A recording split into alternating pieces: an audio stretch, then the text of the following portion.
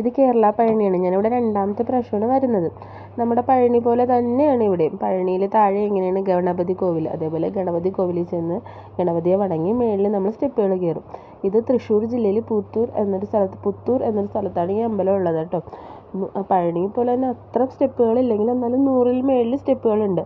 പഴനിയിലുള്ള പോലെ തന്നെ കുട്ടികളുടെ തല കുട്ടികളുടെ എന്നല്ല, എല്ലാവർക്കും തല മുട്ടയടിക്കുന്ന നേർച്ചയ്ക്കില്ല, അത് ഇവിടെയും അതുപോലെ തന്നെ ചെയ്യും.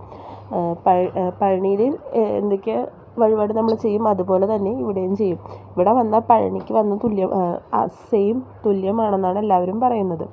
പിന്നെ അതുപോലെ തന്നെ അതിൻ്റെ ഉള്ളിൽ സ്റ്റെപ്പുകൾ കയറി നമ്മളൊന്ന് താഴ്ത്തായിട്ട് നോക്കുമ്പോൾ നല്ലൊരു വ്യൂ ആണ്. എനിക്ക് അധികം ഫോട്ടോസൊന്നും ക്യാച്ച് ചെയ്യാൻ പറ്റിയില്ല, എന്നാലും എനിക്കൊരു പ്രത്യേക അനുഭവമായിരുന്നു ഈ അമ്പലത്തിൽ പോയപ്പോൾ തന്നെ. പിന്നെ പൊക്കത്ത് നമ്മൾ കയറി ചെന്ന് തൊഴുത് വന്നപ്പോഴത്തേക്കും തന്നെ മനസ്സങ്ങാണ്ട് നിറഞ്ഞു. എനിക്ക് ശരിക്കും നമ്മൾ ലൈഫിൽ ഒരു പ്രാവശ്യമെങ്കിലും പോയില്ലെങ്കിൽ ഒരു നഷ്ടമാണ് ഈ ഒരു അമ്പലം. അത്ര ഒരു എനിക്ക് പറയണത് എങ്ങനെയാണെന്ന് എനിക്കറിയാൻ പറ്റില്ല. എനിക്ക് അവിടെ പോയപ്പോൾ നല്ലൊരു ഫീലായിരുന്നു. അതുപോലെ തന്നെ തൊഴുത് എല്ലാം കുറച്ചങ്ങോട്ട് നീങ്ങിക്കഴിഞ്ഞപ്പോൾ ഞാൻ ഒരു മയിലിനെയൊക്കെ കണ്ടേട്ടാ. അതൊരുപാട് തിരക്കൊന്നും ഉണ്ടായില്ല, എന്നാലും ആളുകളുണ്ട്. നമുക്ക് തിരക്കൊന്നും ഇല്ലാണ്ട് തൊഴാൻ പറ്റി. പിന്നെ അതുപോലെ തന്നെ പ്രസാദമൊക്കെ മുകളിൽ തന്നെ ചെയ്യാം. അതുപോലെ തന്നെ സ്റ്റെപ്പ് കയറാൻ പറ്റാത്ത ആൾക്കാർക്കാണ് അരികത്തൂടി തന്നെ വേറെ ഏതോ വഴിക്ക് അമ്പലത്തിലായിട്ട് മുകളിലായിട്ട് വരാം.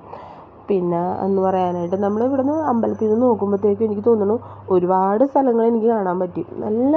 നല്ലൊരു രസമായിരുന്നു അവിടെ കാണാനായിട്ട്. ഞങ്ങൾ ഇടയ്ക്ക് ഫോട്ടോസൊക്കെ എടുത്ത് പിന്നെ കുട്ടികളോടി കളിച്ച് ദുർഗുവിനൊക്കെ വന്നിട്ട് ഭയങ്കരമായിട്ട് ഇഷ്ടപ്പെട്ടു. പക്ഷേ മുകളിലായതുകൊണ്ട് എനിക്ക് ടെൻഷനായിരുന്നു, ഇവൾ ഓടി താഴ്ത്തായിട്ട് വീഴുവാന്ന്. ഞാനും അവളുടെ പുറകേക്ക് ഓടി. പിന്നെ കുറച്ച് നേരം ഞങ്ങളവിടെ നിന്ന് പിന്നെ പ്രസാദം ഉണ്ടായിരുന്നു, പ്രസാദമൊക്കെ വാങ്ങിച്ച് പുഷ്പാഞ്ജലിയൊക്കെ കഴിപ്പിച്ച് മനസ്സ് നിറയെ തൊഴുത് പിന്നെ ഞങ്ങൾ തിരിച്ചിറങ്ങി. അങ്ങനെ ഞാനും നന്ദും കൂടി ഫോട്ടോയൊക്കെ എടുത്ത് അങ്ങനെ നല്ലൊരു യാത്രയായിരുന്നു ഇത്. എനിക്ക് ഏറ്റവും മറക്കാൻ പറ്റാത്തൊരു യാത്രയായിരുന്നു, മനസ്സ് നിറഞ്ഞ.